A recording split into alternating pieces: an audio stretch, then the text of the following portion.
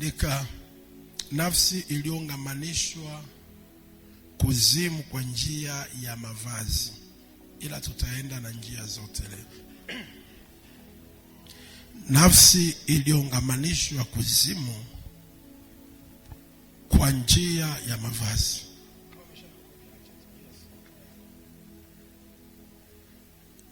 Nafsi iliyoungamanishwa kuzimu kwa njia ya mavazi. Tuliangalia njia ambazo nafsi inaweza kuungamanishwa. Tukaona njia namba moja ni njia ya marafiki ama watu unaoishi nao ama unayokutana nao, wanaweza kuwa sababu ya kuungamanisha na nafsi yako. Watu ambao ni marafiki au watu ambao unaokutana nao wanaweza kuungamanisha nafsi yako kuzimu. Tulifundisha kwa kina, sarudia. Namba 2, tukaangalia nafsi yako inaweza ikaungamanishwa ama ikatekwa kwa njia ya chakula. Namba 2, tuliangalia kwa njia ya chakula, na tulifundisha mengi sana kwa habari ya chakula. Tulifundisha mengi kwa habari ya chakula, na nikasema chakula ni uchawi namba 1. Kuwa makini sana, nani anayekupikia chakula, unakula kwa nani, unakula wapi. Dunia hii imebebwa asilimia kutosha na watu ambao ni mawakala wa kuzimu. Wanaenda wanafanya hoteli zao, vyakula vyao, ila wanaenda kwa waganga wa kienyeji. Wanatembea kwa waganga wa kienyeji. Ukienda kula pale, kuna uwezekano mkubwa wa nafsi yako kujiungamanisha. Nikasema pia, wewe kama ni mwanaume, usiwe na desturi ya kumpikia mke wako. Si kwamba unampenda, bali unaua nafsi yake. Mwanamke akila chakula chako leo, kesho kutwa, unakuwa unairoga nafsi yake. Itafika hatua hatopika tena. Hata kama ukienda wapi, atakusubiria uje upike, kwa maana nafsi yake imeanza kutamani chakula chako. Msaidie mke wako kumfulia kama unaweza kufua. Msaidie mke wako kumchotea maji. Msaidie mke wako kumuogesha. Kupika usifanye desturi hiyo. Utakuja baadaye utaniambia hili na nikuambia. Utaitwa umepewa limbwata bure kwa sababu tu nafsi yake umeiroga kwa chakula. Kuwa makini kwa ajili ya chakula. Namba 3, tukaona mavazi. Sasa hapa ndio unisikilize kwa makini. Nafsi iliyoungamanishwa kuzimu kwa njia ya mavazi. Watu wa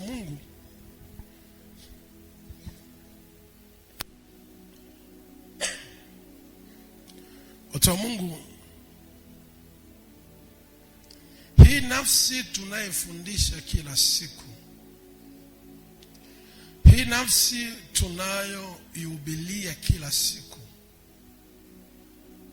tunahubiria maisha ya mtu ambaye hajaja kanisani leo, ila anahangaika sana, haoni matunda yoyote, haoni upenyo wowote wa biashara yake, kwa sababu tu nafsi yake imeingia kwenye shida. Mavazi ya mtu ni nafsi ya mtu. Mavazi ya mtu ni nafsi ya mtu.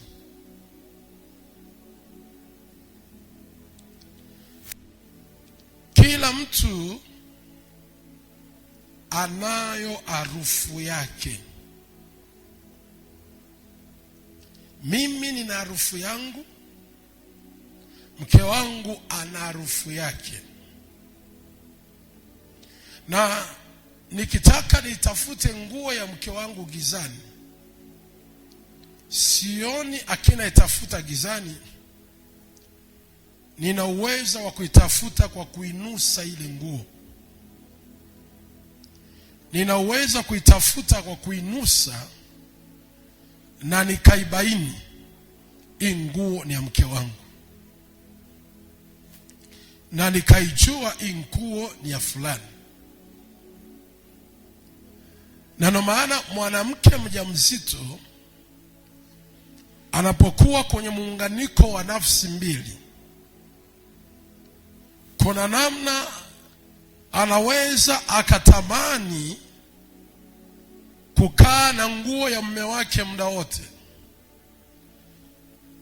Sababu ya kukaa na nguo ya mume wake, kwa sababu kuna harufu anaisikia ya mwanaume kwenye lile vazi, na kwa sababu nafsi yake imeingiliwa changamoto kwa nafsi nyingine iliyoingia ndani ya tumbo lake, imebadilisha karakta yake, imembadilisha tabia yule mwanamke. Kwa sababu hiyo anatamani uwepo wa mume wake. Anapotamani uwepo wa mume wake hayupo, anaenda anachukua shati mume wake, analala nayo, anasikia harufu ya mume wake, anahisi kwamba yuko na mume wake. Ushagaona nani anafanya hivyo? Nauliza swali, ushaona mtu wa namna hiyo? Ambaye shagaona inua mkono juu, ili nijue ninachokufundisha niko sahihi. Inua kabisa hivi mkono wako. Ushagaona mtu anatamani nguo ya mume wake, anakuwa nayo? Ukiona hivyo, hiyo ni changamoto ya nafsi. Inamaanisha kwamba kuna kiumbe kingine kimeungana naye, kimebadilisha tabia yake, inafanya atamani mume wake awe karibu na yeye. Kwa sababu mume wake hayupo, anaenda anachukua mavazi ya mume wake, anayakumbatia ama anayanusa. Kuna nini kwenye mavazi yale? Kwa sababu nafsi ya mume wake imebaki pale. Mwanaume hayupo pale, lakini kuna nafsi yake, kuna uwepo wake, kuna nafsi yake imebaki kwenye mavazi yake. Na ile nafsi yake inatambulika kwa njia ya harufu yake. Yule mama mjamzito anaisikia harufu ya mume wake kupitia mavazi ya mume wake, inampa harufu ya mume wake, na anafurahi na anaridhika. Ikitokea ile nafsi iliyoingia tumboni ikaungana naye, haimtaki mume wake, inamchukia, hatompenda mume wake, na hatotaka hata mavazi ya mume wake. Hakiona nguo ya mwanaume anatamani kuitupa, haitaki. Kwa sababu gani? Ni kama mume yuko pale, ijapokuwa katika hali ya kimwili mwanaume hayupo, lakini katika uwepo wa kiroho nafsi ya mwanaume iko pale. Narudia tena, katika uwepo wa kiroho nafsi ya mwanaume iko pale, inamfanya yule mwanamke asipende lile harufu, ile vazi anaisogeza mbali, kwa sababu anasikia kama mwanaume yuko pale, anasikia harufu ya mwanaume iko pale. Nini maana yangu kufundisha hivyo? Nafundisha ya kwamba kwa nini nimetoa mfano wa mwanamke mjamzito, ni kwa sababu ni nafsi mbili zimeungana pamoja. Ni nafsi mbili zimeungana pamoja, zimeleta changamoto ya nafsi yake.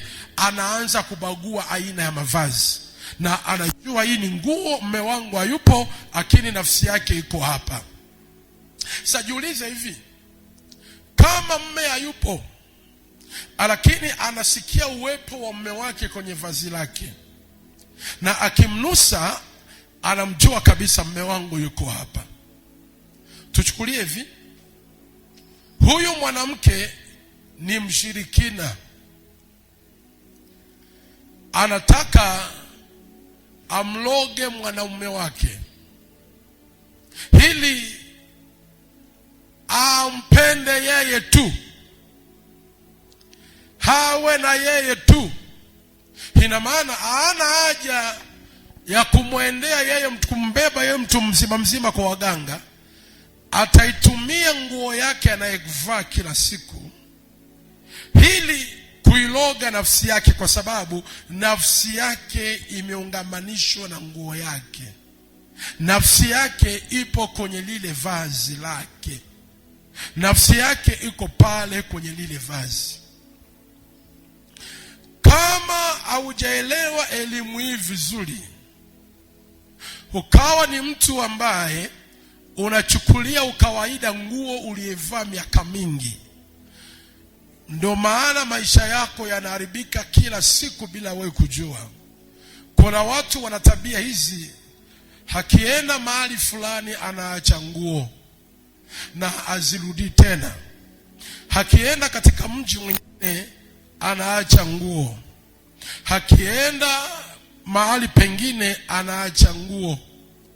Kuna watu ni wafanyabiashara, wakisafiri kibiashara wanaweza wakaacha nguo huko na akarudi asizifate kwa muda mrefu, hakaenda tena akaacha nguo huko. Labda niongee hivi, kitu chochote ambacho ni cha kwako, unachokivaa, unachokishika kwa muda mrefu, unachokitumia sana, hicho kitu kinavaa nafsi yako. I repeat this. Taongelea mavazi kwa sababu navaa, nitaongelea kila kona ya kila kitu. Kitu chochote unachokitumia kwa muda mrefu, unakitumia kwa muda mrefu, hicho kitu huwa kinavaa nafsi yako, na nafsi yako inaungamanishwa na hicho kitu unachokitumia muda mrefu. Kitu kama kipi? Tunaongelea vazi namba moja. Namba mbili, tunaongelea viatu. Tunaongelea takiti unachokaa. Tunaongelea shuka unayejifunika. Tunaongelea godoro uliolalia kwa muda mrefu. Nachokifundisha hicho kizingatie vizuri sana, na uandike hivi vitu navyovitaja. Shuka uliyejifunika kwa muda mrefu, mavazi uliyavaa kwa muda mrefu, godoro uliyeitumia kwa muda mrefu, viatu ulivyovivaa kwa muda mrefu, nguo za ndani, socks ulizozivaa kwa muda mrefu, kiti ambacho cha kwako unachokitumia kwa kukalia wewe kwa muda mrefu, kinakuwa kimeungamanishwa na nafsi yako. Ukiwa wewe haupo pale, amini maneno haya, amini neno la Mungu hili, nafsi yako iko hapa. Nafsi yako ipo kwenye kiti hichi. Hichi ni kiti ambacho nimekaa kwa muda mrefu. Nikiwa sipo, nafsi yangu ipo. Mimi sipo, lakini nafsi yangu ipo. Utaanzaje kujua kama nafsi yangu ipo? Unaweza ukaaje hapa, you'll feel my presence, my process, yani utasikia uwepo wangu kama nipo harakati sipo. Kwa nini unasikia uwepo wangu? Ni kwa sababu ya nafsi yangu imebaki hapa. Na ndio maana mtu wa kiroho anaweza akamuvu kila mahali hata kama hayupo kimwili. Narudia tena, mtu wa kiroho anaweza akamuvu kila mahali hata kama hayupo kimwili. Mimi nafsi yangu imebaki hapa. nikachukua hii nguo ambayo nimeivaa muda mrefu, ni nguo yangu mimi nimevaa, naweza nikaitoa hii nguo nikaiacha hapa.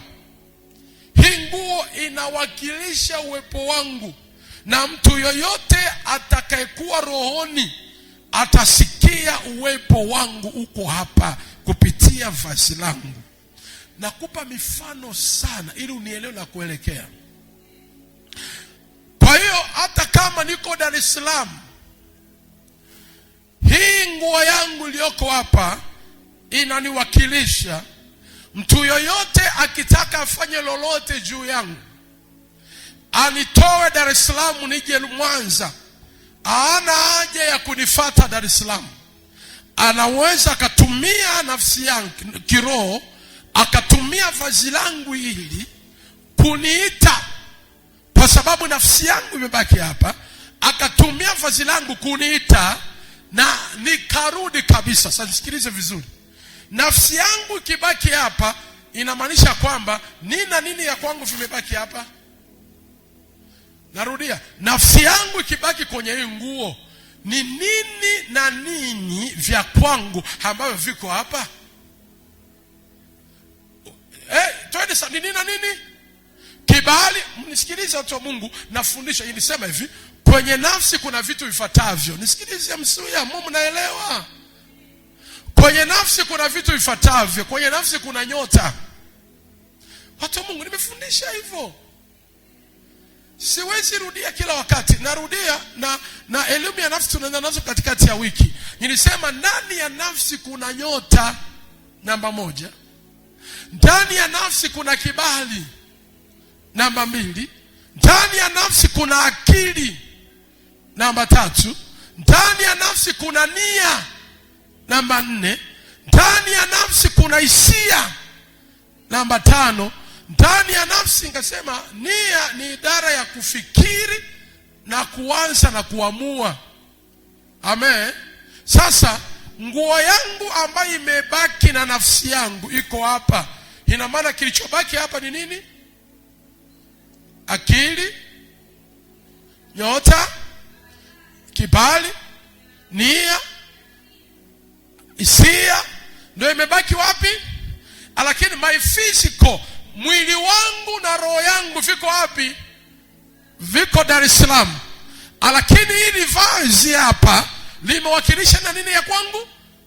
Kibali, nyota, hisia, akili, nia, inawakilisha hapa. Sasa mtu afanyi kitu bila kuwaza. Mtu afanyi kitu akili namsaidia. Sasa huyu ana nguo yangu.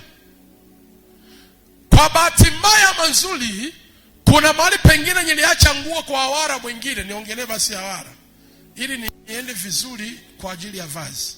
Nimeacha kwa Hawara huyu nguo, nikaacha kwa Hawara yule nguo, nikaacha kwa Hawara yule nguo, nikaacha kwa mawara kama 5 nguo. Na mawara wanatumia ushirikina. Inamaanisha watadili na nini? Na nafsi yangu. Sasa wakidili na nafsi yangu, na maana wanadili na akili zangu. Wanaweza wakaifunga akili zangu. Ndio maana kuna watu hawatulii sehemu moja, si kwamba hawana cha kufanya, ni akili zao zimekamatwa mahali. Akili zao hazitulii.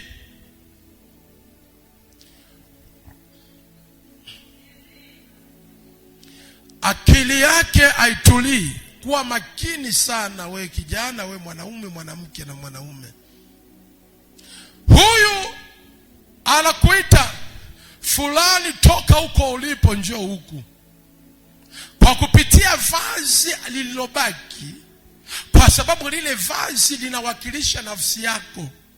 Yule naye anaita nguo, anaongea na huyu. Sasa huyu mtu akili zake lazima zisifanye kazi vizuri, maana anaitwa kulia, anaitwa kushoto, anaitwa mashariki, anaitwa magharibi, anaitwa kaskazini, anaitwa kusini. Anakuwa yuko hivi. Ndio maana shangaa wengine wanaanza kuzubaa. Unashangaa mme wako alikuwa na akili nzuri, lakini ghafla anaanza kuzubaa, anakuwa kama zezeta. Maana zezeta ni nini? Maana zezeta sio kifungo cha roho, sio kifungo cha mwili. Maana zezeta ni kifungo cha nafsi. Ukiona zezeta iko hiyo ni nafsi yake imefungwa ama imenyofolewa, haipo. Roho imo ndani anapumua, lakini nafsi haipo, hajielewi. Mtu asiyejielewa ni mtu ambaye nafsi yake imetoka. Ndio maana sisi tunaweza kuombea kichaa aliyechanganyikiwa, kwa sababu tunajua kichaa huwa hawairogi roho, hawarogi mwili, wanaroga nafsi ili akili zake zichanganyikiwe.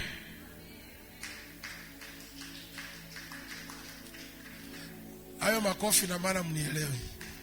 Au mnanielewa mnashindwa kunani? Haleluya. Kichaa akili zake zimefanyaje? Zimefyatuka kidogo, kwa sababu ya nafsi yake imechukuliwa, akili hazifanyi kazi. Sasa ukianza kujiona umekuwa kama zezeta fulani, kama mtu unayezubaa.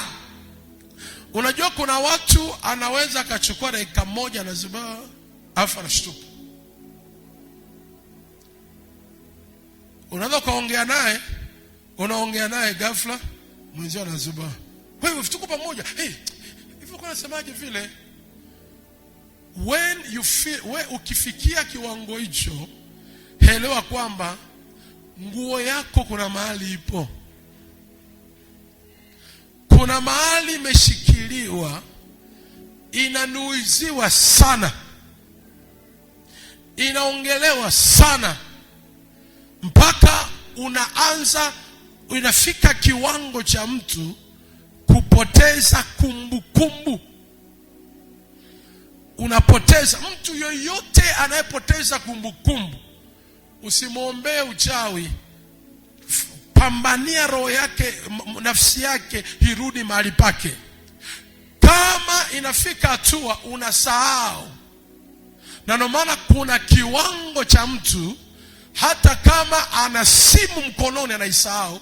Unaweza ukaweka kitu mahali ukasahau umekiweka wapi, ukatafuta hivi nimeweka wapi, umeisha sahau.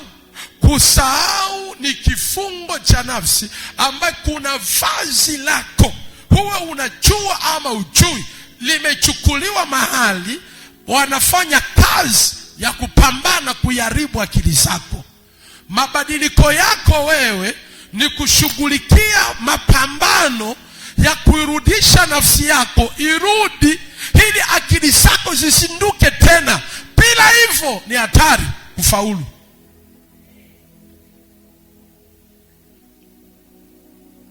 Am I talking to somebody? Sasa nimebaki na nguo ya huyu mtu, nina uwezo kufanya chochote. Haleluya. Nimebaki na nguo yako, na ndio maana iko hivi. Mme wako akitoka nyumbani akaenda mahali na begi ya mavazi fulani akabaki pale, na kuambia ukweli, akirudi kwako ana uwezo wa kutoka hata saa 4 za usiku akaondoka na asikuage. Ana uwezo asituli. Hapo ndiko watu watuliage. Msikilize vizuri watu wa Mungu. Nitafua sana kwenye vazi. Naomba nikupe mifano nielewe. Ukija ikatokea nyumbani kwako ukakuta nguo yako imechanwa mahali, ingia kwenye maombi siku hiyo. Usirizike. Ukitokea, na ndio maana mwana tabia ya kukontrol magodoro yenu. Mchawi ana uwezo wa kuingia kwenye nyumba ya mtu, ama akatumwa hata mfanyakazi wa ndani kwenye godoro ambao umelalia ndani ya miezi 3, ikachanwa kwenye kila pembe, inachukuliwa kidogo. Ile godoro inabeba nafsi, maana umelala pale kwa muda mrefu, nafsi huwa inabaki pale kwenye godoro. Godoro uyolalia muda mrefu, nafsi huwa inabaki pale. Mtu akichukua kipande cha godoro hakaenda nacho, anaenda kuifunga nafsi yako. Sasa kuna mtu mmoja niliwahi kumwombea, nilishangaga sana. Ni kama huyu nikawa namwambia naona samaki, tumbo la samaki. Kuna mtu niliwahi kumwombea, nafsi yake iliwekwa, mtu alichukua nguo yake, ile nguo yake akaifungia erizi. Alipofunga erizi, akaenda ziwani. Waliporoa samaki, akamchukua yule samaki akiwa hai, akampanua kinywa, akaweka ile erizi, akarudisha samaki kwenye maji. Jinsi samaki inavyoenda, na ndivyo akili za huyu mtu zinavyoenda. Ndio wale utawakuta wanakuwa hivi. Ushaona watu wanatetemeka hivi?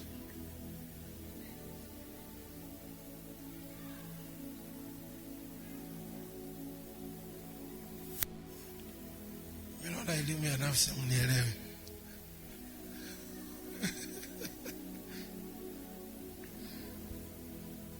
Mtu huyu.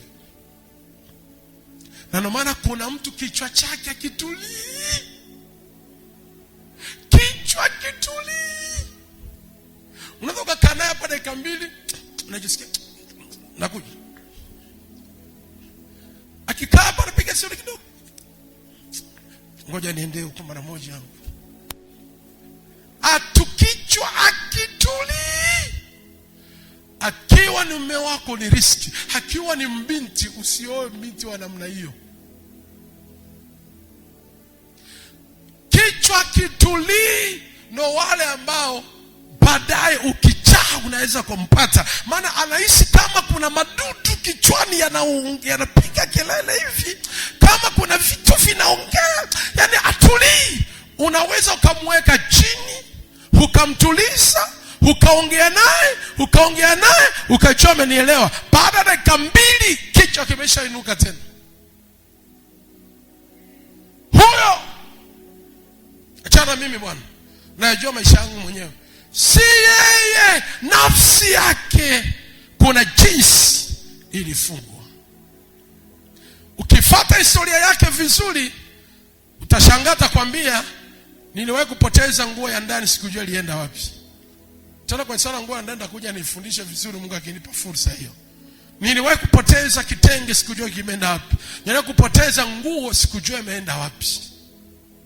Nini? Ukiona nguo yako inapotea katika kilio kizito, unatakiwa uilie na uingie kwenye maombi ya kutuma moto ilipua yale mavazi, kutuma moto kule. Yoyote atakaishika nguo yangu, hakigusa tu iwe moto.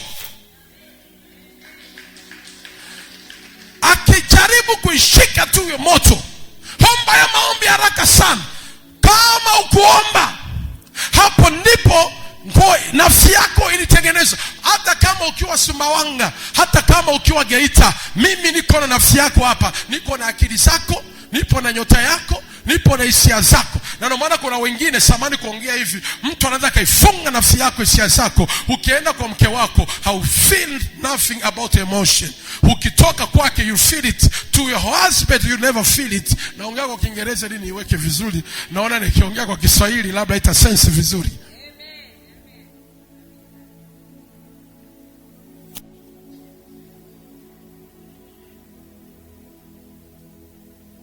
Hivyo ni vita.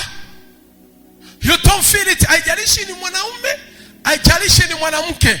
You don't feel emotion to your husband. You don't feel emotion to your wife.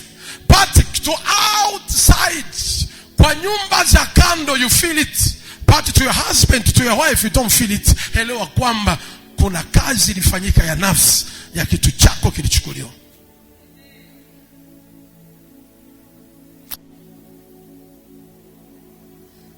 Na huyo ni mtu, si lazima uwe mchawi. Katika kiungo cha ajabu sana ni nafsi. Kinafungwa hata na mshirikina. Si lazima awe mchawi, ni mshirikina tu. Akina ameomba niletee nguo yake, niletee nguo ya ndani, anaenda huko, unakuwa umekufa kabisa hata kama unaishi. Mavazi, kama haujajua nguvu ya vazi ambayo inabeba nafsi, utakufa kila siku na huku unaishi. Nguo. Mtu yoyote usiyemwamini vizuri, don't give him, don't give her nguo yako.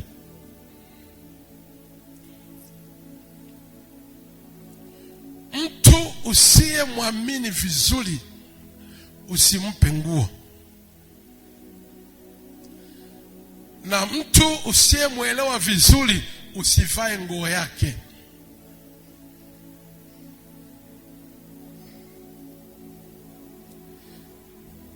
Ni aina gani ya mtu aliyekupa nguo? Ni aina gani ya mtu uliyevaa mavazi yake? Nitakuja kwenye maandiko, acha nikufafanulie. Acha nitumike kama mwalimu, nifafanue sana unielewe. Ni aina gani ya rafiki uliye naye na moyo wako umemwamini kabisa rafiki, ukatoa nguo zako ukampa.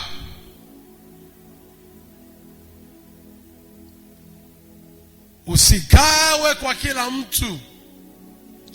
Kuna watu wana tabia hii. Mfanyakazi wa ndani anakuja leo kutoka Geita, hajamjua vizuri, anamgawia mavazi yake, na yule mfanyakazi anaondoka na mavazi yake. Mwisho wa siku hii ndoa inavunjika. Amani ya ndoa inakuwa ipo tena kwenye ndoa, kwa sababu lile nguo aliona wema akampa mfanyakazi nguo. Elewa hivi, kila nguo ya kwako uliyevaa ndani ya siku 3-4 unampa mtu nafsi yako pale. Narudia hii neno vizuri unielewe. Unapotoa nguo yako ukampa mtu fulani, elewa kwamba unampa nafsi yako avae. Wakati nilipofundisha sana kwa habari ya nafsi, huwa sibarikiwi sana kumuona mwanangu anavaa nguo ya mtoto mwingine. Nasikia tu ni akili ya watoto kutokuelewa, ila huwa sipendi sana. Maana nafsi ndio inabeba karakta. Tabia ya mtu iko ndani ya nafsi yake. Tabia hii mzuri, tabia hii mbaya, tabia ina gani, inabebwa ndani ya nafsi. Akija mtoto jelani ama mtoto yoyote ametoka popote ama kijijini ama mahali popote, anafika nyumbani, watoto hawaelewi hili. Wao kwa ufuraha yao na upendo wao wanaweza tu kuchukua nguo ya huyu akavaa, ama akachukua nguo yake akampa rafiki yake akavaa, tena kesho akavaa. Bila shaka kuna vitu wanaambukizana kwa njia ya nafsi. Utashangaa tabia kadhaa za huyu mtoto zinaanza kuingia kwa tabia mtoto wako, na tabia mtoto wako zitaingia huku. Utashangaa kuna namna mabadiliko fulani yamebadilika pale, kwa sababu ya nafsi zimebadilishwa kwa njia ya mavazi. The judgment ya nafsi ina uwezo wa kubadilisha nafsi. Sasa ikibadilisha nafsi, utashangaa huyu mtoto alikuwa labda ni mbumbu, akili zake sio, amevaa nguo ya mtoto wako mwenye akili. Unajiulizaje? Utashangaa akili ya huyu inatumika hapa, kwa sababu nafsi hii imeingia kwa sehemu huku kupitia nini? Mavazi. Nitaenda na maandiko, nataka unielewe vizuri sana. Mtu ukimwona akikuomba nguo, kama unaweza mpe. Yesu akasema mtu akikuomba nguo moja mpe hata 2. Usimpe alafu tena kairudisha. Kama unaweza mpe jumla, ifunike kwa damu ya Yesu, umwambie na kuupa lolote akalifanyika vibaya joi nguo, moto umrudie yeye. Mpe avae, usimrudishie, asikurudishie tena. Akikurudishia tena unavaa nafsi yake, unaanza kutembea. Kuna watu mko hapa mnatembea na nafsi 5, nafsi 10, nafsi 20. Unatembea nafsi ya Zubeda, nafsi ya Amina, nafsi ya Jeremia, nafsi ya Justin, zinakuvaa wewe kwa sababu ya vazi ambayo mmebadilishana bila kujua. Unajua kuna watu wanaele ile hali fulani anavaa. Mimi okay, hebu nisikize ninavyokuambia. Na binti yangu moja anaitwa Rose. Mama Rose hajaje leo. Na binti yangu anaitwa Rose, mtoto wa Mama Rose wa Nyanembe. Rose alimkaribisha binti fulani. Yule binti alikuwa anaitwa nani yule mnene akaanza kuimba kwaya ya praise hapo. Unamsahau wote. Nitausahau yule binti. Yule binti alianza kwa Esther. Akafika pale akavaa nguo ya Esther. Esther akakurupuka mapepo. Yule binti akaenda kwa Rose kuishi naye, akaanza kuvaa nguo za Rose. Sasa wakati mara ya kwanza yule binti alipokuja kanisani, niliwahi kumwombea nikamwona kama joka. Do you remember? Mnakumbuka jipiti zamani lakini. Nikamwona kama joka. Joka linamzingira. Nikapiga wewe joka, akapiga kelele sana yule binti. Yule binti anakataliwa kila mahali. Nao jomba na mama na nani. Joka ni joka kabisa. Kwa jina mabinti tu, unaishi wapi? Na akaja kaishi kwenye geti wale binti, akaanza kuvaa mavazi ya Esther. Baadaye akahamia kaonani kwa Rose. Wow, akaanza kuvaa mavazi yake. Esther akakurupuka mapepo. Tena mapepo yenye nguvu. Chanzo mavazi walivyovaa na huyu binti, kavaa nafsi yake. Rose akaumwa, akatokea maupele mwili mzima. Unakumbuka akaletwa hapa haraka. Unakumbuka hiyo? Na muombea hapa mtoto anaongea. Anaongea fulani na nini?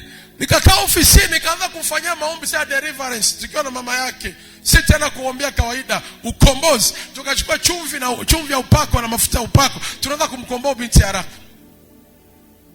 Chanzo ni nini? Yule binti alivyovaa nguo yake, alafu tena akarudia kuivaa, akavaa nafsi ya yule binti, akaanza kuwa kama joka. Vitu kama magamba ya joka vinamtoka mwilini. Nafsi inaweza kuingia kwako kwa njia ya mavazi. Mtu yoyote ambaye ni mchawi na anafanya uchawi, nguo anayoivaa ya kichawi, lazima nafsi ya uchawi wake uko pale. Ukibaki na ile nguo utaanza kuwa mchawi na utafuatwa na uchawi. Na ndio maana iko hivi, mtu mwenye mamlaka, mfano mimi, a spirit man of God, nguo yake imebeba nafsi ya mamlaka yake. Watu kwa sababu ya uovu kuenea duniani na watu kuingiliwa maroho ya kusema wachungaji ni mafrimasoni, no watu leo hawaamini hivyo vitu tena, ila mimi na uwezo kutoa nguo yangu nikakutupia na ukapona.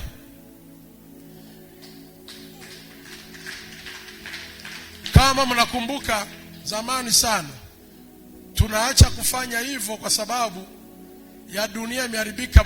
Mnakuwa Wakristo wenye maneno sana.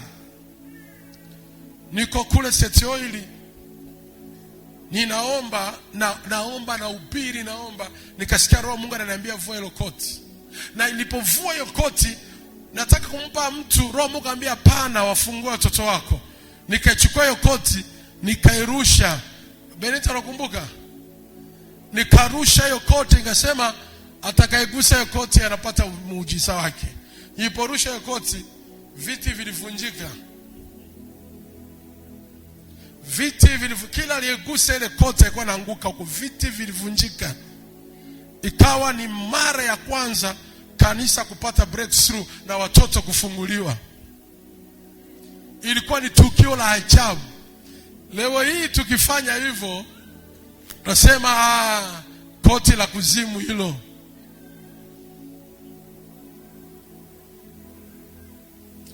Imani potofu ya watu imeua nguvu za Mungu kwa ajili ya watu wa Mungu, nafsi ya mtumishi wa Mungu.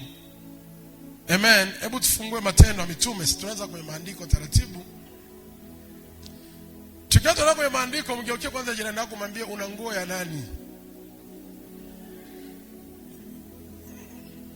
Mshike mkono muulize una nguo ya nani? Yule marehemu bibi yako aliyekufa akakuachia zile nguo na ile shuka bado unazo? Mwambie. Ndio maana tubinti tu vijijini tunarisi uchawi. Yaani mavazi yake yamechaguliwa ya avae. Kabinti kanaanza kuwa na uchawi na akajui kana mavazi ya bibi yake. Mama ni mbona niangalia sana hivyo? Ndio uende ukague huko kama kuna angalia nguo, kama kuna nguo ya babu yako sema vaa hii. Utaanza kutembelea roho ya babu yako.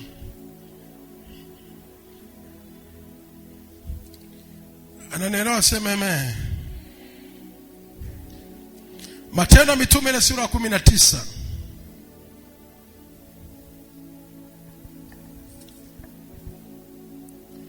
Matendo ya Mitume ile sura ya 19. Na ule mstari wa 11 Biblia imeandikwa hivi. Matendo ya Mitume ile sura ya 19 na ule mstari wa 11. Mungu akafanya kwa mikono ya Paulo miujiza ya kupita kawaida. Mstari wa 12. Hata wagonjwa wakaletewa leso na nguo zilizotoka mwilini mwake, magonjwa yao yakawaondokea, pepo wachafu wakawatoka. 12. Tusome 12. Matendo ya Mitume sura 19. Tusome mstari wa 12. Matendo, kila mwenye Biblia aifike alafu niambie tusome pamoja. Kama umefika sema amen. Matendo ya Mitume sura ya ngapi? Mstari wa ngapi? Tusome kwa sauti 1 2 3. Hata wagonjwa wakaletewa leso na nguo zilizotoka mwilini mwake, magonjwa yao yakawaondokea, pepo wachafu wakafanyaje? Wakatoka.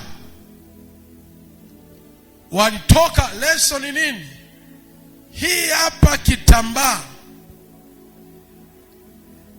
Kitambaa changu nachofutia jasho yangu is called a miracle. No maana imani zimeisha. Mimi nakwambia wewe, kitu chochote ukikibeba kawaida hakifanyi kazi. Vitu vya kiroho vinafanya kazi through faith. Kwa njia nini? Ya imani. Ukishika hii leso yangu kwa imani, ukajivika kichwani na huku kichwa kinauma, you will cut a miracle. Na no maana inatakiwa tujenge watoto hivyo. Naweza nikachukua vitambaa nikaviombea sana, nikakaa navyo, nikakwambia kila mmoja chukua kitambaa weka kichwani. Kuna deliverance inafanyika taratibu pale. Lakini kwa sababu ya imani potofu tunashindwa kufungua watu mpaka nikuwekee mkono tu. Mbona kwa mtu hajasema amen hapa?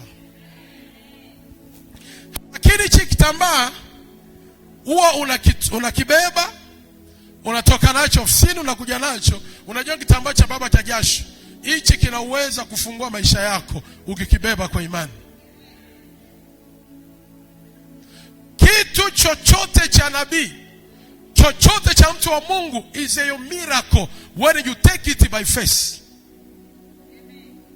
Nirudie hii.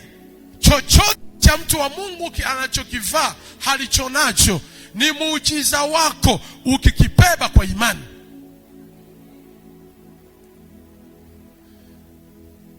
Ukibeba kwa imani mavazi mimi na kukupupa wewe Lameki, lile vazi ukabeba kwa imani, imepewa na mtu wa Mungu nabii.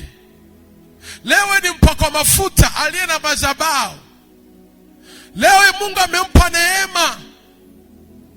naitaka ile sehemu ya neema yake hije kwangu. Inatosha. Nisije nikakwambia tu siri nyingi ukaanza kwenda maana ukaanza tu kuanza kuiombea hiyo. Fino ngina watu. Ipongea mkono. Halo? Inatosha Lameki kumwambia Mungu, kama ninavyofai suti ya baba aliyekuwa nayo, akaona vyema akanipa sehemu ya neema yake ibaki kwangu. Kibali ambacho baba alichonacho, baba na mimi naomba kwa sehemu kiwe kwangu. Nyota ya baba alionayo, na mimi naomba kwa sehemu yangu niivae. Kila ambacho baba dedicate kwa yale mazuri unayajua wewe, omba, ina uwezo kufanya kazi juu yako. Unapata nguo yangu unaona kawaida. My clothes.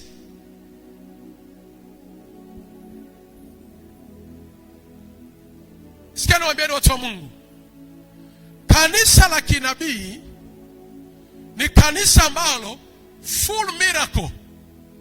Full miracle. Miujiza katika kanisa la kinabii si lazima uwekewe mkono. Chochote cha nabii ni muujiza wako. Miguu ya nabii kukanyaga kwenye ardhi yako ni muujiza. Kiatu cha nabii kukifuta wewe Lameki ni muujiza. My God, I'm talking to somebody here. Ukibeba imani, Mungu amekupa neema to be close of nabii. Kila kitu ni muujiza. Kana niwaambie, Elisha alimfufua binti si kwa kumwombea, alitumia nafsi. Ile inaitwa nafsi. Ile inaitwa nini? Nafsi. Hivi mshawahi kunimeki siku moja mbili nikiona mtu yuko kwenye huzuni sana na muombea afu namkumbatia? Mshawahi kuona hapa? Mnajuaga namkumbatia tu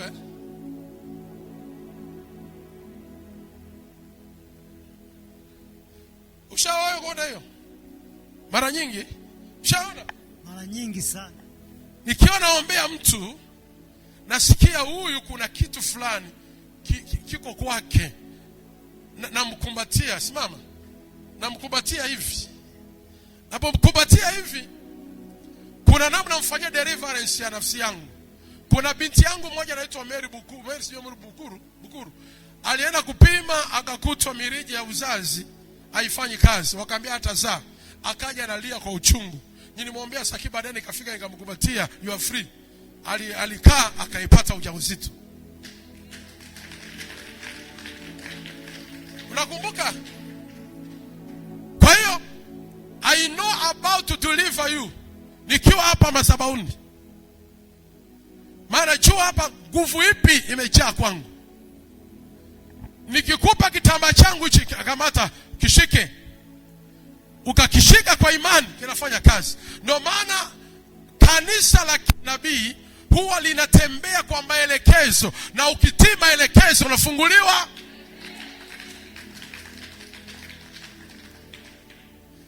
Sawa, kama unasubiria baba niwekee mkono, tunapunguza nguvu, the miracle, nguvu ya kinabii. Amen. Nabii napokuwa hapa mimi jamani na ubiri, nikapita karibu yako, umeshajenga imani, ukanishikapo ukanigusa, weka imani, unapata deliverance. Sasa unashangaa mimi napita hapa, hauna haja kufikiria, niguse popote. Touch me. Na moyo wako unaongea nini?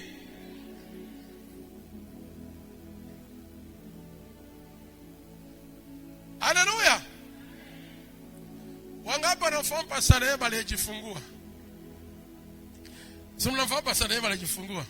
Wakati Pastor Neema anakuja, alikuja kwa ziki nyingi sana na uchungu mwingi sana.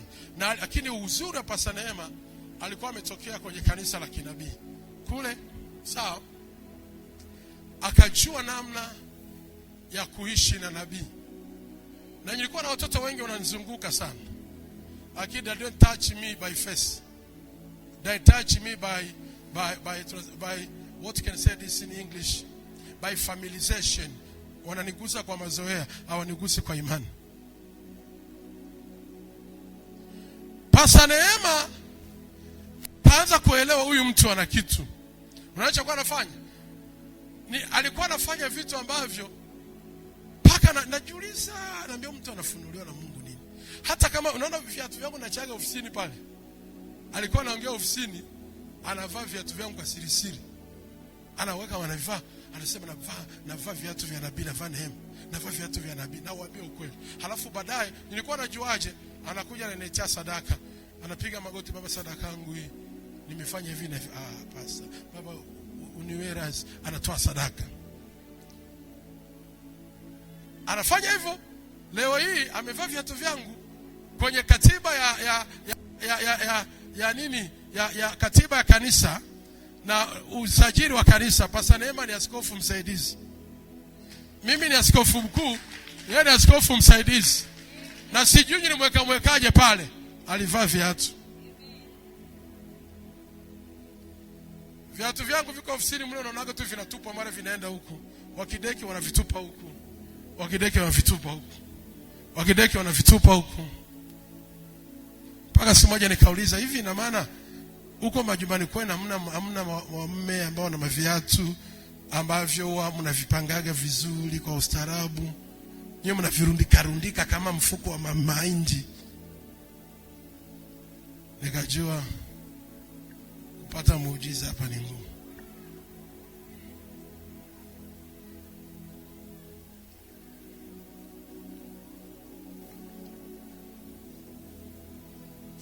Hebu sema, Roho Mtakatifu nisaidie. Nabii kanisa, fungua Wafalme wa Pili, fungua Biblia, fungua Biblia. Tunataka tuangalie hapa vitu vya ndani sana. Fungua Biblia, Wafalme wa Pili, fungua Wafalme wa Pili,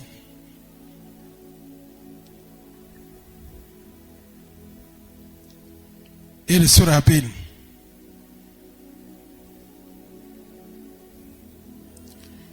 Wafalme wa Pili,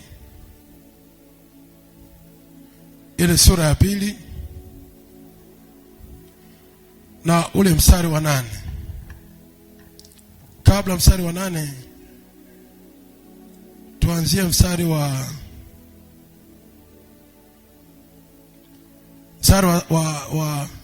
6.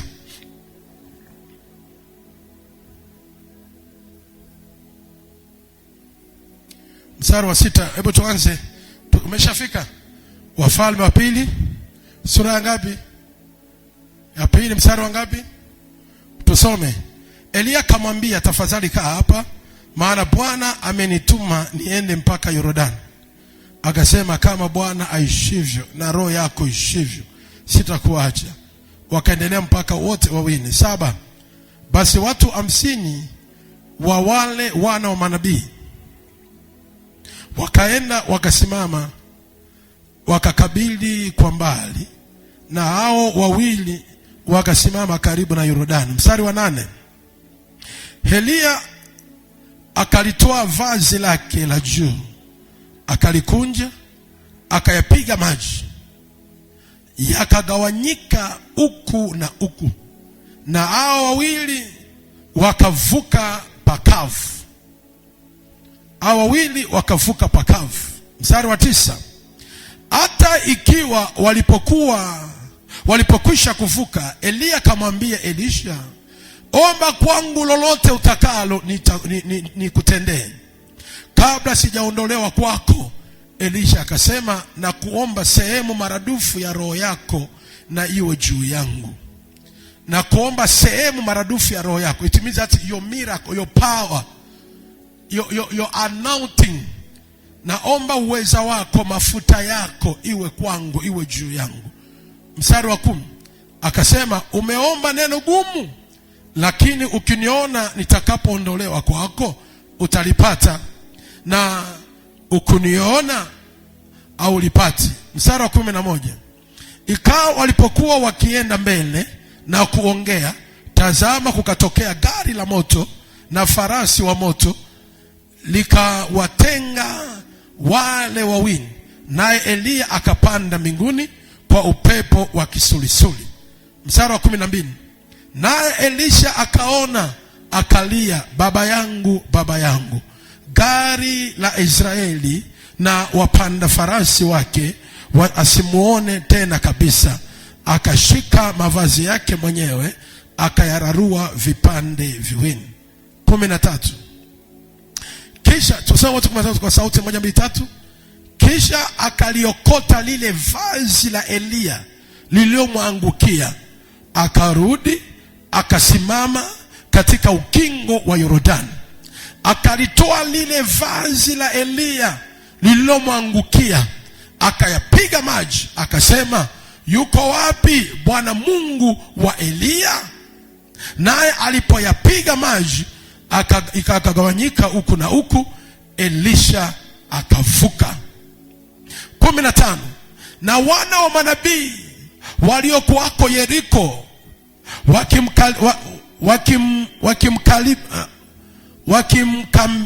wakimkabili walipomwona walisema, hebu tuseme kwa sauti, walipomwona walifanyaje? Walisemaje? Roho ya Eliya inakaa juu ya nani? Juu ya Elisha. Wakaja kuonana naye, wakainama kifudifudi mbele yake. Walipomuona wakasema, roho ya Eliya inakaa wapi? Juu yake. Hiyo roho ya Eliya ilitokea wapi? Ilipita kwa njia ipi ikaungana naye? Mtu mmoja mpige makofi. Natamani nyote nikusalimie. Hebu sema amen tena. Hebu sema amen tena. Eliya ni mtumishi wa Mungu aliyebeba upako na uweza mkubwa wenye nguvu. Eliya, sababu Elisha alikuwa mwaminifu kwa Eliya, amesimama naye kwa namna yoyote, na Elisha alipitia maneno mengi sana ambao wana wa manabii walimfuata wakamwambia, bwana wako anatolewa leo, asiwe bwana wako, ondoka. Akajibu hivi, nyamazeni, kama Mungu aishivyo na roho yake ishivyo, sitakuacha. Alijua CV moja, nyinyi ni wana wa manabii, ila mimi ni mwana wa nabii. Nyinyi ni wana wa manabii, mimi ni mwana wa nabii. Nitaambatana na nabii huyu mmoja mpaka nipate neema yake.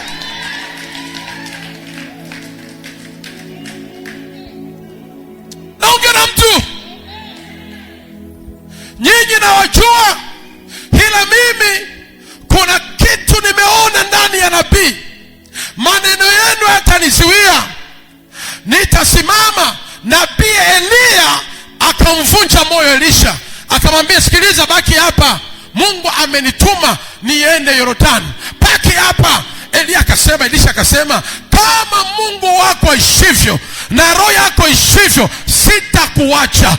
Inamaanisha hivi, uendako nami nitaenda, ukaapo nami nitakaa. Watu wako ni watu wangu, Mungu wako ni Mungu wangu. Utakapokwenda nami nitaenda. I never leave you. Wale ni wana wa manabii. Sitaki kuwa mwana wa manabii, nataka niwe mwana wa nabii. Hebu mwambie mwenzio, mimi leo nimefika kwa Baba, nitabaki kuwa mwana wa nani? Wa nabii. Ungepiga makofi zaidi hapo. Changamoto yoyote, vurugu yoyote haitanitoa. Nitabaki kuwa mwana wa nani? Wa nabii. Mimi sio mwana wa manabii, mimi ni mwana wa nabii. Haleluya. Elisha akaenda. Alipoenda, Mungu akaona watu kuachana sio rahisi. Cha kufanya, moto ukashuka ukawatenganisha kati ya Eliya na Elisha, ukawatenganisha. Ulipowatenganisha, Elisha akaanza kulia, baba yangu, gari ya Israeli kutoka mbinguni imemchukua. Baba yangu, nitafanyaje? Lakini aliachia vazi likamdondokea Elisha. Akaacha vazi likamdondokea Elisha. Kumbuka mapenzi ya Elisha, kumbuka matakwa ya Elisha. Nataka sehemu maradufu ya roho yako iwe juu yangu. Naitaka iye upako, uwezo wa kufundisha. Nataka unavyoomba, nataka unavyotabiri, nataka unavyosimama na watu. Nataka kama wewe. How can I give you? It's not by prayer. My garment inatosha. Nguo yangu inaweza kukufanya ukawa hivyo.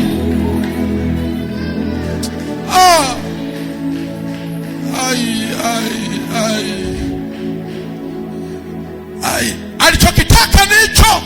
Natamani sehemu ya roho yako. Ninaona jinsi unavyoishi, naona jinsi ulivyo navyo. Sikia nikwambie, Mungu akikufungulia macho ukaijua neema iliyomo ndani yangu, hautakuwa kawaida juu yangu. Nisikilize, shida wewe unapima neema yangu kwa viwango vya watu. Hapana. Usione nabii mkubwa yule mwenye watu wengi. Hapana. Kuwa na watu wengi nategemea, ina sababu nyingi. Kuwa na watu wengi, labda amepatia kuwa mahali pake ambako Mungu alikomuitia, amepata watu wengi. Aiza majira ya Bwana kumuinua imefika, amemuinua kwa watu wengi. Lakini neema, mimi sipimi neema kwa watu.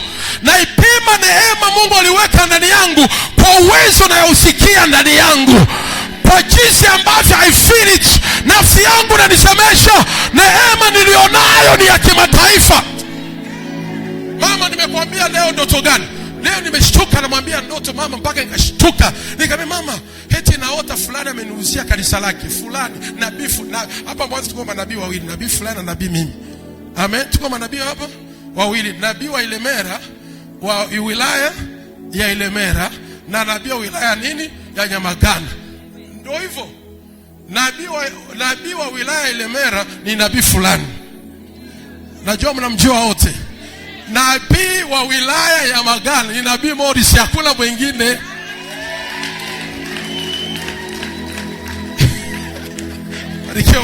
Ndio jimbo mbili hizo. Haleluya. Sasa nashtuka leo eti na yule nabii wa wilaya Ilemera eti ananiuzia kanisa. Ananiambia nakuuzia kanisa langu hili. Nikasema mbona unaniuzia kanisa la watu wengi? Nakuuzia. Nikashtuka, namwambia mama mapema, eti na mota nabii fulani ananiuzia kanisa mama. Do you know the meaning of that?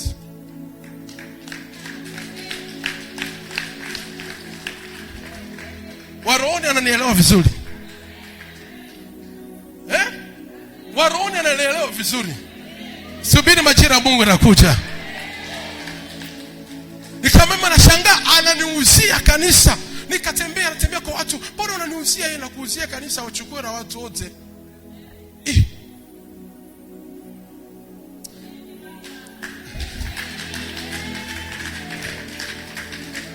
Saidi mke wangu naamka tu namshtua.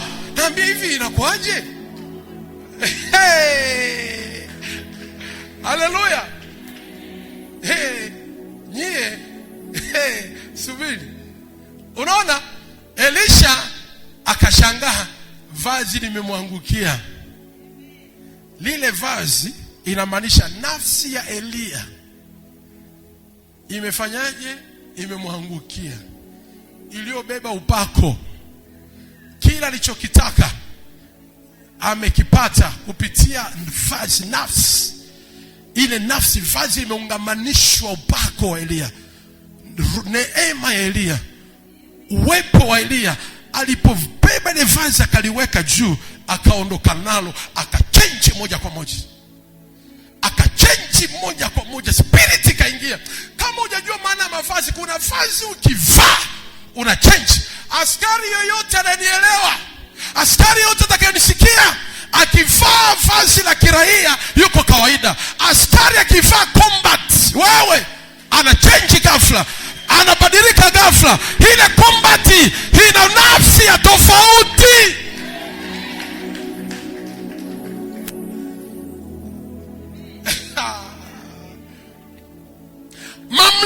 uweza wowote, nafsi inakaa kwenye nafsi. Na ndio maana hakimu hawezi akahukumu akiwa kivazi ya kawaida.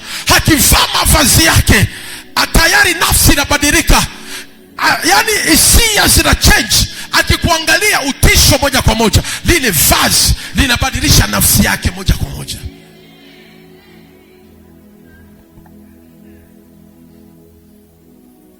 Haleluya. Elisha akaondoka na lile vazi.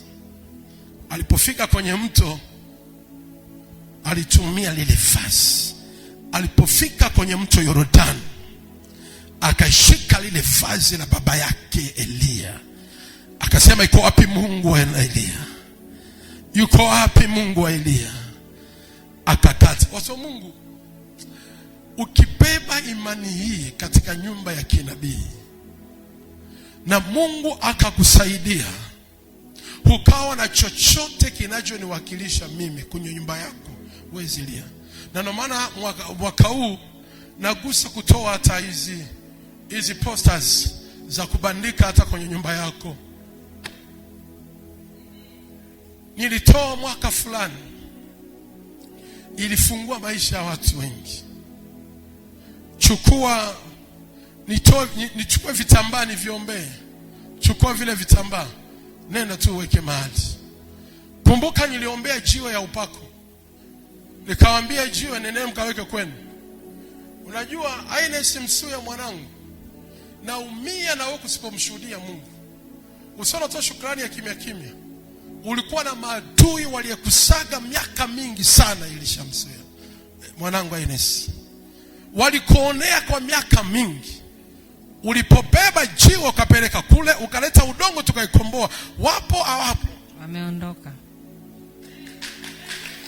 Walimtesa kwa muda gani? Miaka mingi. Kitu nabii anachokishika, anakiombea, anakupa. Usichukulie kama ni kitu cha kawaida. Kibebe kwa imani. Kiliondoa maadui.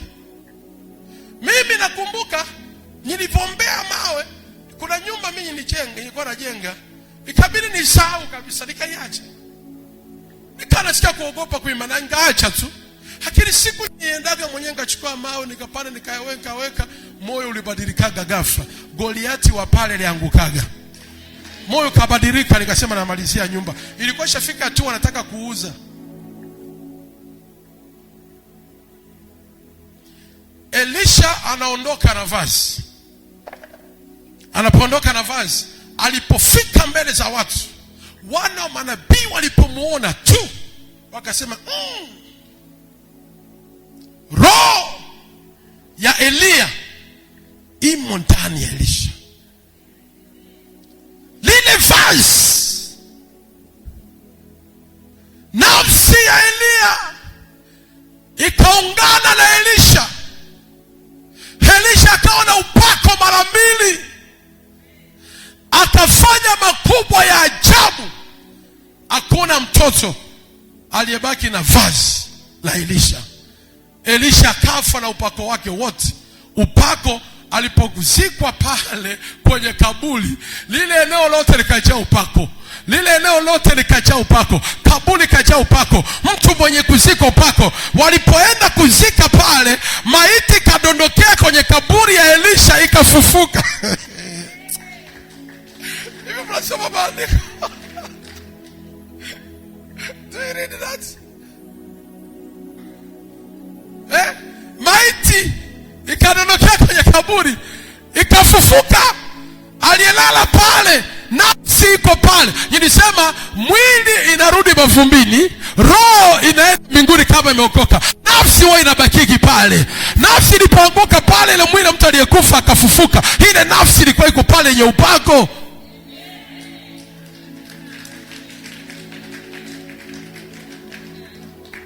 Haleluya. Unaanza kunielewa hapo? Vazi. Kwa nini yule mwanamke aliyetoka damu miaka 12 alipata deliverance? Nani anataka kaniambia sababu yake? Sababu ni nini? Aligusa vazi. Je, wale wengine wote pale walikuwa wagusi vazi? Mbona hawakupona? Njoo hapa Samson. Njoo nifundishe watu. Ujue tofauti ni nini? Acha mwalimu afundishe leo. Njoo hapa mwanangu, simama. Ujue tofauti. Watu wote kwa namgusa. Amen. Lakini yule mwanamke hakuenda kumgusa. Alisema hivi, nitashika upinde wa vazi lake. Upinde uko wapi? Upinde unakaa wapi? Barikiwa, mpige sema kwa upinde unakaa wapi? Ili ushike upinde unatakiwa ufanyeje? Shika upinde wangu. Anafanyaje? Sasa hii ni nguo fupi. Twende shuka upinde wa suruali ya mwisho. Anatakiwa amefanyaje na aguse upinde? Basi tunafundisha. Amefanyaje ili aguse upinde? Amepiga nini? Ameshuka, amenyenyekea, ameshuka mbele ya nabii ili ashike upinde wake. Ile kushuka na kunyenyekea ni ishara ya imani na kutii kukamponya. Wengine walimgusagusa, kwa kumgusagusa hawakushuka, mioyo yao haikushuka. Haleluya. Hebu simama. Niguse popote.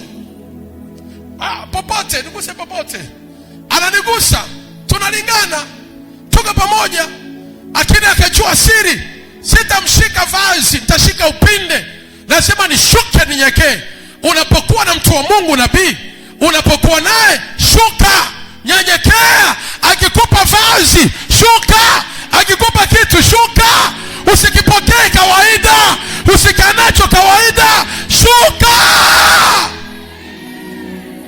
Yule dada hakupenda kugusa. Ndio maana Petro alisema hivi, unasemaje nani aliyenigusa wakati watu wote wamekugusa? Yule dada akugusa kawaida. Yule dada alibeba imani. Mtu yoyote mwenye imani lazima awe humble.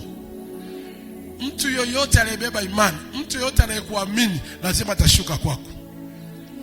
Someone who loved you, someone who trusts you, someone who get face to you, lazima atashuka, atatii. Ndio maana alipofika akashuka, akashika upinde. Wengine waligusa mavazi juu, ya alishika upinde. Kushuka kwake chini kukamuinua. Alipoinuka alishuka, shika upinde, akainuliwa. Alipoinuka, kumbuka, nisikilizeni, maana Yesu anamwambia usiogope, kuanzia leo msiba wako umefanyaje? Umeisha. Alishika vazi kwa kushuka. Watu wa Mungu, ipo siri katika vazi unalolivaa. Iko siri katika vazi la mtu wa Mungu ambaye amelivaa akakupa.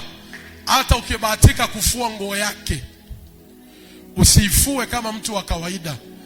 Mtumishi wa Mungu sio mtu kama wewe.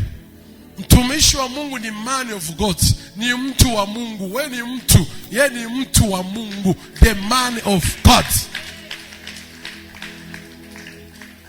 Chochote cha kwake kitumie kama silaha. Achana tu na nguo. Even my money, when I give you money, mume wako aliniambia, baba, naomba uje saluni kwangu unyoe. Sikumbuka kama tulikuwa wote. Mimi nikamjibu hivi, nikija kwako sinyoe bure. Unakumbuka neno? Baba, hamna. Kambia siji nikanyoa bure. Nitakuja nitakacha hela. Nikamwambia hivi, kwa nini pesa zangu mimi ninazozitoa kwenye mfuko wangu nikakukabidhi wewe, ni pesa ya muujiza. Kuna jinsi ukiweka kwenye draw inaenda kupigana machoma ulete mle ndani, inakusaidia. Si ndio nilivyomjibu? Ndio baba.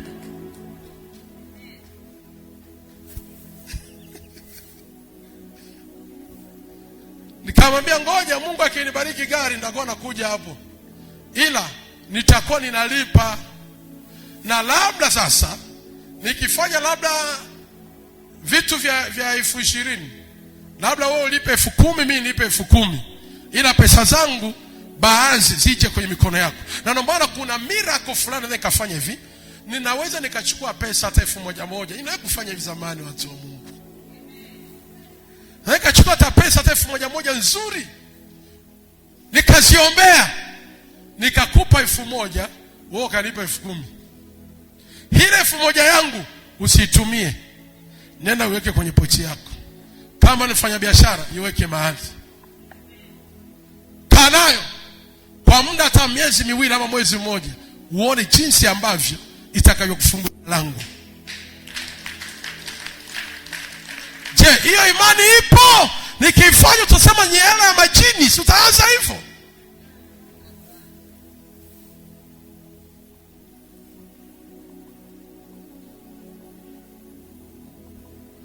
Haleluya.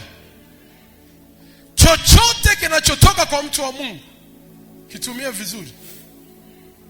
Kuna nafsi yake iko pale ambayo inafanya kazi. Sasa jiulize wewe, nyumbani kwako kote una kitu gani cha mtu wa Mungu? Kipi? Shoga wako akifika nyumbani kwako, ulivyo unajifanya mkarimu sana. Unajifanya mkarimu sana. Shoga akifika nyumbani unampeleka hadi chumbani kwako, unamfungulia dibegi. Chagua tu na ya kutosha, chagua tu utakaona uvae, chagua. Ndio ukofiaga hapo.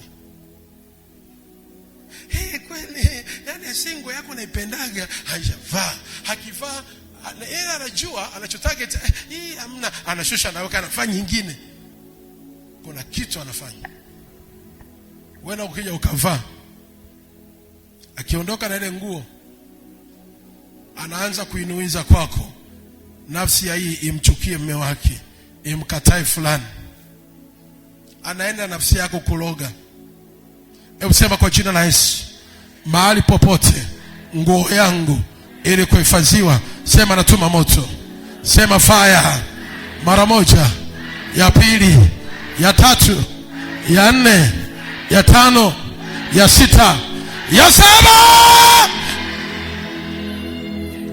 Sema tena kwa jina la Yesu, mahali popote nguo yangu ilikochukuliwa imehifadhiwa, kuzimu, kuzimu, kuzimu, makaburini, kwenye nyumba za kichawi, kwenye madhabahu za kichawi, kwenye chupa za kichawi, kwenye majumba za kichawi, kwenye vyuma vya kichawi. Sema tuma moto, tuma moto, tuma moto, tuma moto. Sema moto, tembea kwenye mavazi hayo. Moto, tembea kwenye jumba hilo. Moto, tembea kwenye makaburi hayo. Sema fire, fire, fire, fire, fire, fire. Say fire, Jesus. Napongea hivi, inua mikono, fumba macho. Naona kuna watu nafsi zao zilizikwa. Nafsi yako ilizikwa. Wewe umezikwa.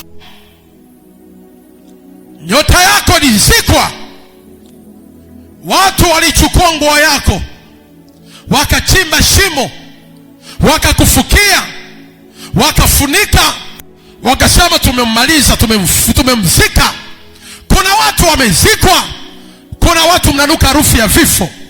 Sanda iko mbele yako, wamekuzika. Sema kila kaburi iliyozika nguo yangu, sema natuma moto. Ewe kaburi, achia nafsi yangu, toa nafsi yangu. Sema toa.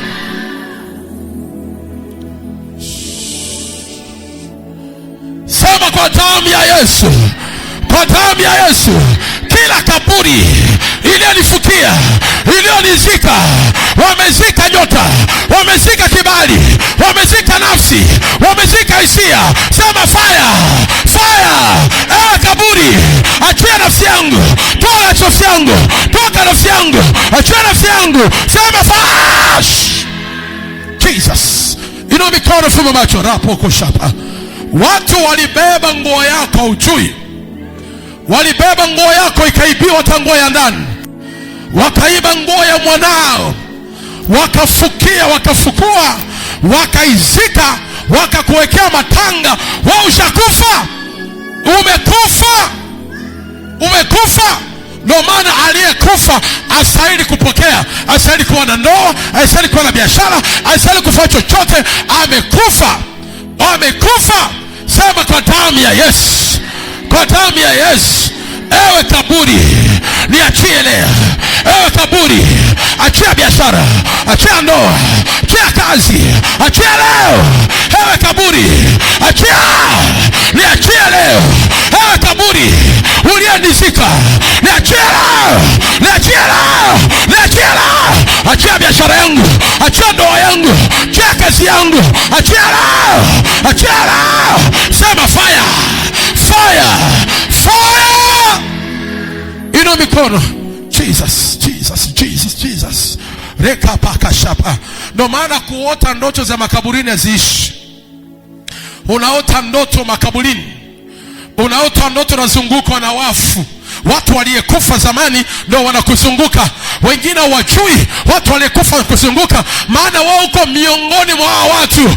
Nafsi yako imewekwa kwenye kaburi hilo. Nafsi yako iko hapo. Iko hapo.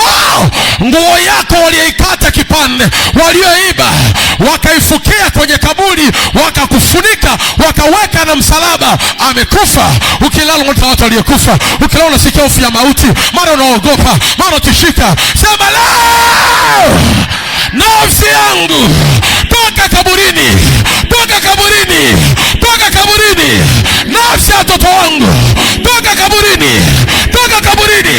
Sema leo, leo, leo. Nafsi yangu toka kaburini, toka leo, toka leo, toka leo. Say fire, fire, fire, fire.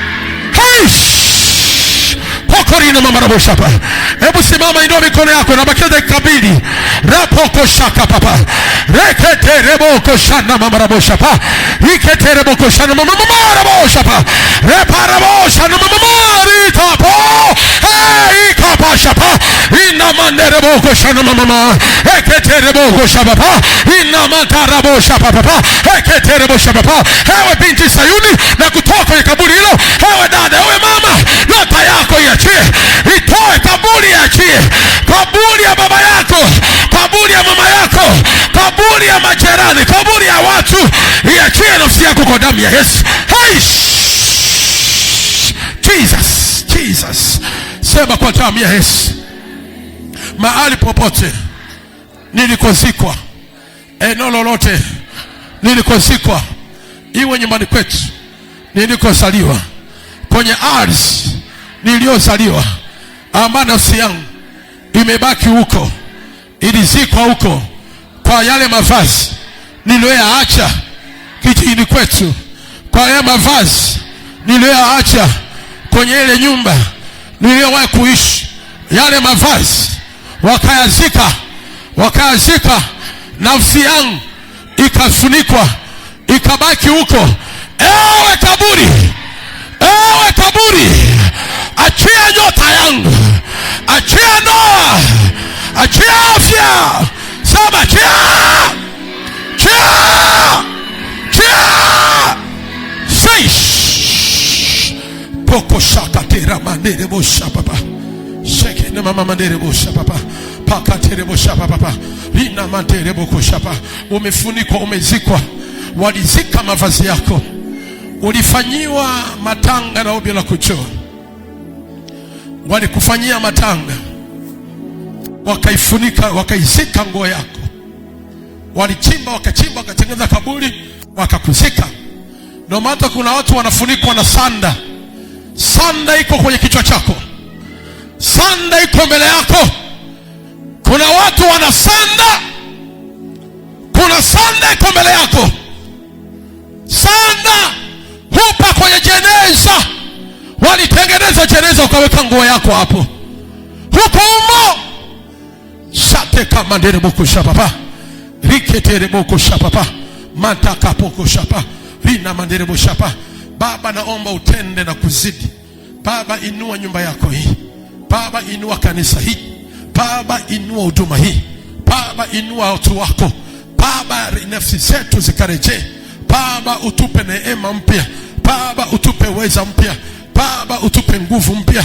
Baba, utupe kushinda. Baba, utupe kusonga mbele. Baba, utupe kwenda.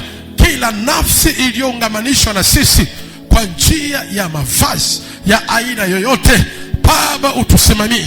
Baba, utushindie vita. Baba, utupigishe hatua. In the name of Jesus. In the name of Jesus. In the name of Jesus. In the name of Jesus. Ina mikono tufuma macho. Mandirabo shakaterebo. Mandirebo koshaka baba. Pokori na mamandirebo shaka baba baba. Yeketetitirina na mamandirebo koshaka baba. Pokori na mamandirebo koshaka baba baba. Sheketera mama mandirebo shaka mama. Tere mama mandirebo koshaka baba. Yeketerebo koshaba. Jesus. Ina manderebo koshaka baba. Ina mama mandirebo shaka baba. In the name of Jesus. Yakapaterebo shaka baba. Sema Jesus. Sauti. Sauti tena. Sema Jesus. Moja. Pili. Kwa sauti tena. Ongeza tena. Sema tena Jesus. Inua mikono, fumba macho, usiangalie mtu.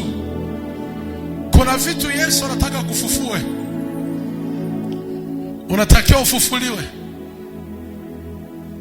Unatakiwa ufufuliwe. Nafsi yako imezikwa. Nafsi yako imezikwa. Ipo chini ya ardhi. Ipo chini ya ardhi.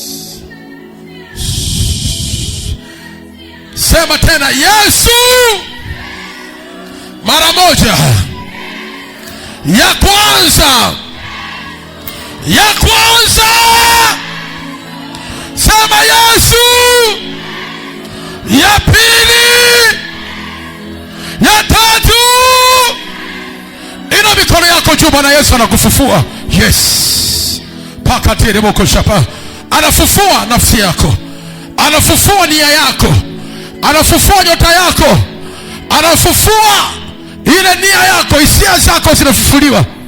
Anafufua imani yako. Anafufua nia yako. Anafufua hisia zako. Anafufua akili zako. Anafufua kibali chako. Anafufua nia yako. Ya tatu. Sema kwa sauti wewe. Ya nne. Ya nne. Jesus. Ya tano. Sauti tena. Sauti tena. Sauti tena.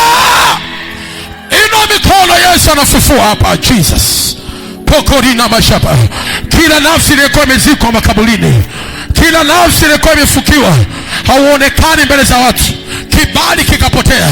Hauonekani, unakuwa kama mfu. Unakuwa kama mfu. Kibali kinafufuliwa. Leo Jesus. Leo kaburi lolote likuzika linakuachia. Waliyechukua nguo yako wakaiweka kwenye sanda, wakaifunika kwenye ardhi ili waizike nyota yako. Nafanya operation hapa. Natembea kwenye kaburi la kijijini kwenu. Natembea kwenye makaburi ya ukoo. Natembea kwenye makaburi ya familia. Makaburi ya mahali popote ambayo imezika nafsi yako, imezika nyota yako. Leo fufuka. Leo fufuka. Leo fufuka. Leo Jesus ndio. Rapoko shapa raba shapa. Ina manderebo shapa. Poko robo shapa. Kwa damu ya Yesu. Kwa damu ya Yesu. Kwa damu ya Yesu. Kwa damu ya Yesu. Leo naifufua nafsi ya mama huyu. Naifufua nafsi ya dada huyu.